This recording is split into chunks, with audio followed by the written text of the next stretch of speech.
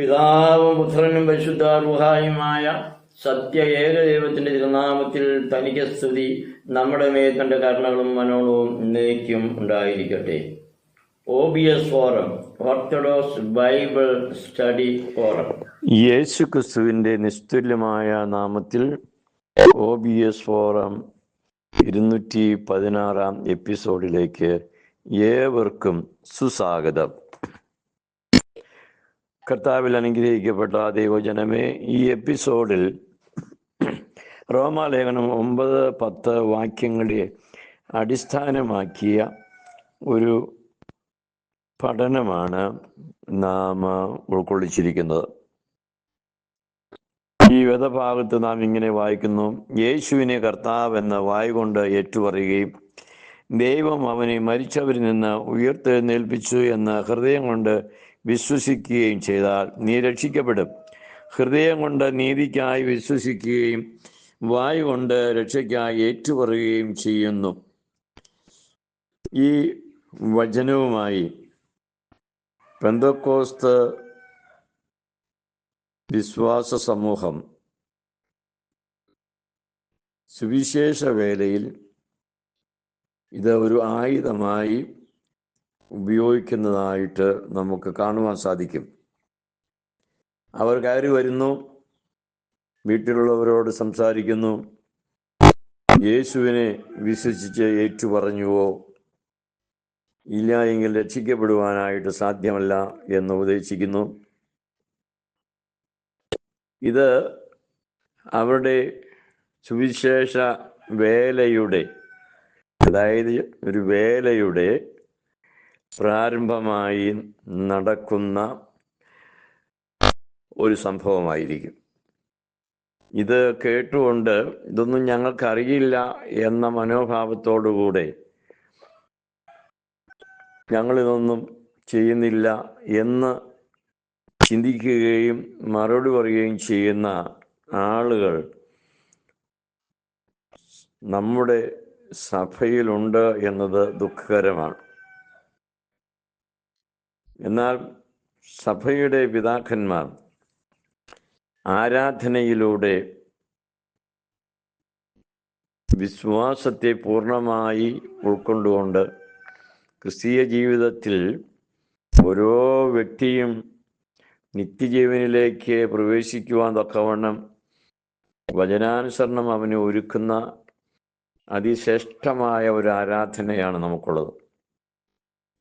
വിശുദ്ധ യോഹന്നാന്റെ സുവിശേഷം 4-ാം അധ്യായത്തിൽ സത്യനമസ്കാരികൾ ദൈവത്തെ ആത്മാവിലും സത്യത്തിലും നമസ്കരിക്കുന്നു എന്ന് എഴുതിയിരിക്കുന്നത് ഓർത്തഡോക്സ് സഭയെ കുറിക്കുന്ന ഒരു കാര്യമാണ്. True worshippers, orthodox. ഇത് സുറിയാനി സഭയ്ക്ക് മാത്രം അവകാശപ്പെട്ട ഒരു പ്രഖ്യാപനവുമാണ് എന്ന് നാം തിരിച്ചറിയണം. സഭയിലെ പിതാക്കന്മാരെ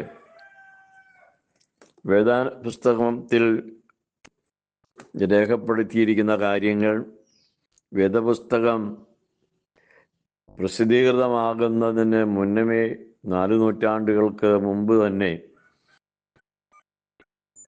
പിതാക്കന്മാരിൽ നിന്ന് പ്രാപിച്ച വിശ്വാസപ്രകാരം ആരാധനയെ ക്രമപ്പെടുത്തിയിട്ടുണ്ട്. ഈ വാക്യം വിശകലനം ചെയ്ത് നാം ചിന്തിക്കുമ്പോൾ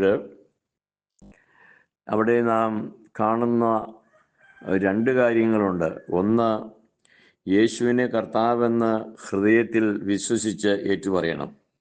2, യേശുക്രിസ്തു മരിച്ച് ഉയർത്തെഴുന്നേറ്റു എന്ന് ഏറ്റുപറയണം. ഈ 2 കാര്യങ്ങളും അക്ഷരം പ്രതി പാലിക്കുന്ന ഏക സഭ ഓർത്തഡോക്സ് സഭയാണെന്ന് സധൈര്യം പറയുവാൻ ഞാൻ ആഗ്രഹിക്കുന്നു. എന്നാൽ സഭയിലെ വലിയൊരു വിഭാഗം വിശ്വാസ സമൂഹം ഈ കാര്യത്തെ വേണ്ടതുപോലെ ഉൾക്കൊള്ളുകയും സത്യത്തിൻ്റെ സാക്ഷിയായി ഏറ്റുപറയുകയും ചെയ്യാതെ പോകുന്നു എന്നത് ദുഃഖകരമായിരിക്കുന്ന ഒരു കാര്യമാണ്. എന്നാൽ ഈ എപ്പിസോഡ് പൂർണ്ണമായി കേൾക്കുകയും നാം ആയിരിക്കുന്ന യഥാർത്ഥ വിശ്വാസപാത ഉറപ്പിച്ചുകൊണ്ട് രക്ഷയുടെ പൂർണ്ണതയിലേക്ക് വളരുവാനും അതിൽ നിലനിൽക്കുവാനും ഇടയാകട്ടെ എന്ന് പ്രാർത്ഥിക്കുന്നു.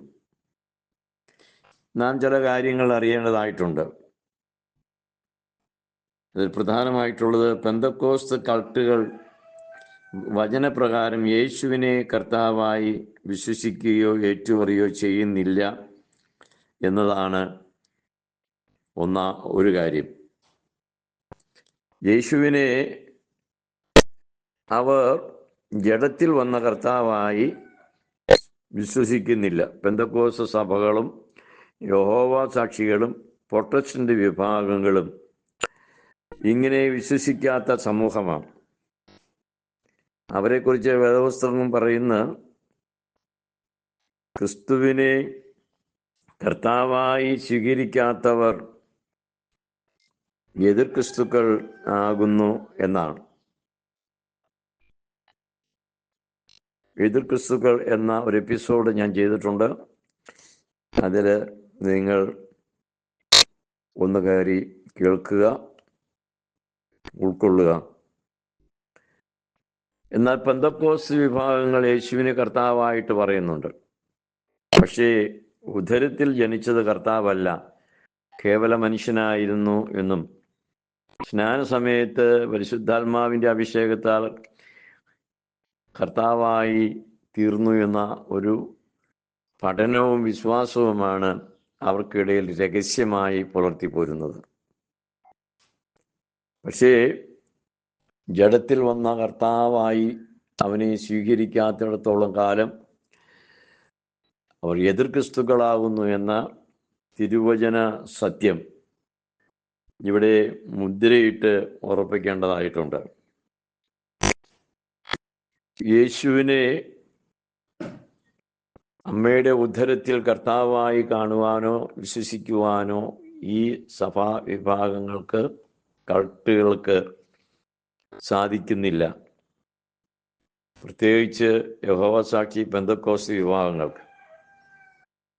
അതുകൊണ്ട് യേശുവിൻ്റെ അമ്മ എന്ന പരിശുദ്ധ കന്യാമറിയാമിനെ അവർ വിളിക്കുന്നു കർത്താവിൻ്റെ അമ്മ എന്ന എലിസബത്തിൻ്റെ പ്രഖ്യാപനം പോലും അവർക്ക് സ്വീകാര്യമല്ല എന്നതും നാം ഓർക്കണം. അതുകൊണ്ട് ദൈവമാതാവായ പരിശുദ്ധ കന്യാമറിയാമെന്ന സത്യനമസ്കാരികളായ ഓർത്തഡോക്സ് സഭകൾ ഏറ്റുപറയുമ്പോൾ യേശുവിൻ്റെ അമ്മ എന്ന് മാത്രം അവർ ഏറ്റുപറയുവാൻ അവർ വിശ്വാസികളെ നിർബന്ധിക്കുന്നു. ഇത് വേദവിപരീതവും എതിർ ക്രിസ്തുവിൻ്റെ ദുരാലോചനയുമാവുന്നു എന്ന് നാം ഉൾക്കൊള്ളണം. എന്നാൽ സഭ വളരെ വ്യക്തമായി വചനപ്രകാരം യേശുക്രിസ്തുവിനെ ഏറ്റുപറഞ്ഞ് ജീവിക്കുവാനുള്ള ആരാധനയാണ് പിതാക്കന്മാർ നമുക്ക് തന്നിരിക്കുന്നത്.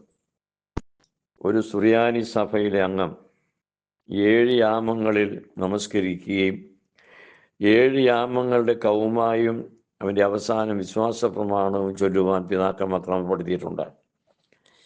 വിശ്വാസ പ്രമാണത്തിൽ വളരെ വ്യക്തമായി രേഖപ്പെടുത്തുന്നതാകുന്നു നമ്മുടെ കർത്താവ് പൊന്തിയോസ് പിലാത്തോസിന്റെ നാളുകൾ കഷ്ടത അനുഭവിച്ചു, മരിച്ചു, അടക്കപ്പെട്ടു, ഉയർത്തെഴുന്നേറ്റു എന്ന വിശ്വാസ പ്രഖ്യാപനം.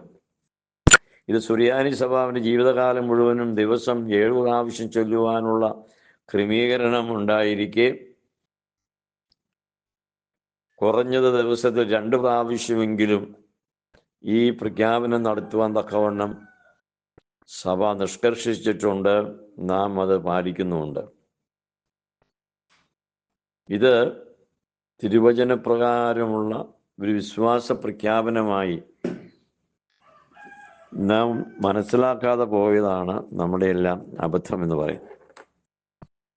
അതേപോലെ തന്നെ ഓർത്തഡോക്സ് സഭ ക്രിസ്തുവിൻ്റെ മരണത്തെയും ഉയർത്തെഴുന്നേൽപ്പിനെയും ഏറ്റുപറയുന്നത് പോലെ ലോകത്ത് മറ്റൊരു സഭയും അത് നിവർത്തിക്കുന്നില്ല. ഉയർപ്പിൻ്റെ നാളുകളിൽ നാം ഒരുമിച്ച് കൂടി